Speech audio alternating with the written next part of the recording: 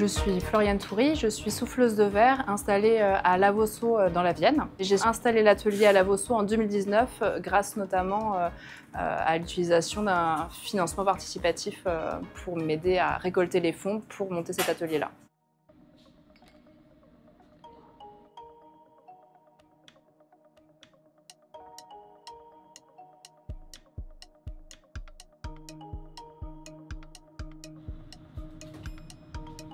J'ai créé mon activité en 2016 suite à la fin de ma formation au CERFAV, qui est le Centre européen de recherche et de formation aux arts verriers. Comme j'avais déjà dans l'envie de créer mon activité, j'ai fait 1 an de licence professionnelle entrepreneuriat management de projet.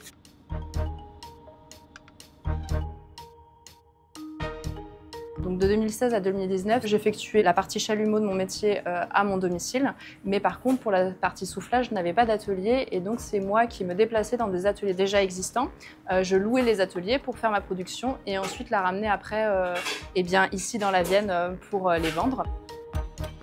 Le souffleur chez qui j'allais régulièrement pour effectuer ma production partait à la retraite. L'idée, ça a été de racheter son matériel pour après l'installer du coup chez moi et monter mon propre atelier de soufflage de verre. Forcément, c'est des financements qui sont assez importants et donc ça nécessite notamment d'aller voir des banques et de récolter des fonds.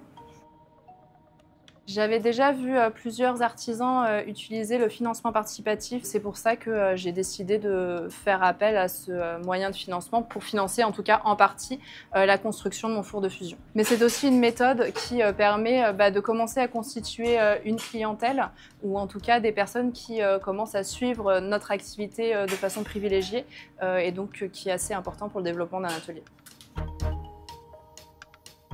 Pour le financement participatif, j'ai décidé d'utiliser une plateforme particulière. Elle mettait à disposition des tutos, des PDF qui permettaient de travailler énormément la communication tout autour de ça et de le travailler avant de lancer le financement participatif pour être prêt.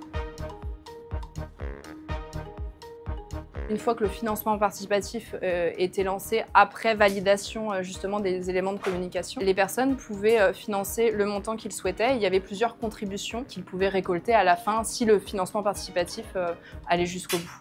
J'ai récupéré une totalité de 6 200 € pour un peu plus de 80 contributeurs.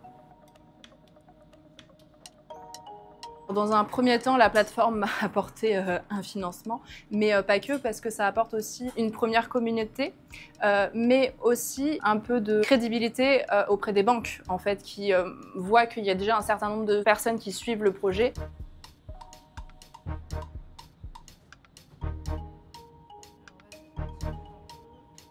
Aujourd'hui, après 5 ans d'activité avec mon atelier de soufflage de verre, je peux embaucher quelqu'un l'été de juin à août à mi-temps, parce qu'en fait c'est une période où l'atelier est ouvert 6 jours sur 7.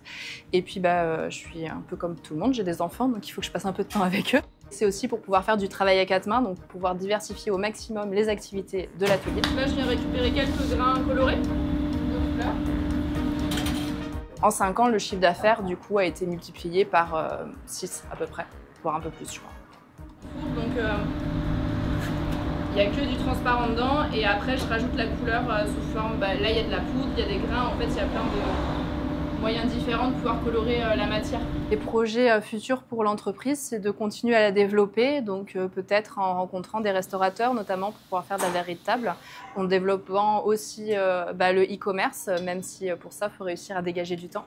Pouvoir développer encore tous ces projets et peut-être prendre quelqu'un sur du plus long terme en salariat.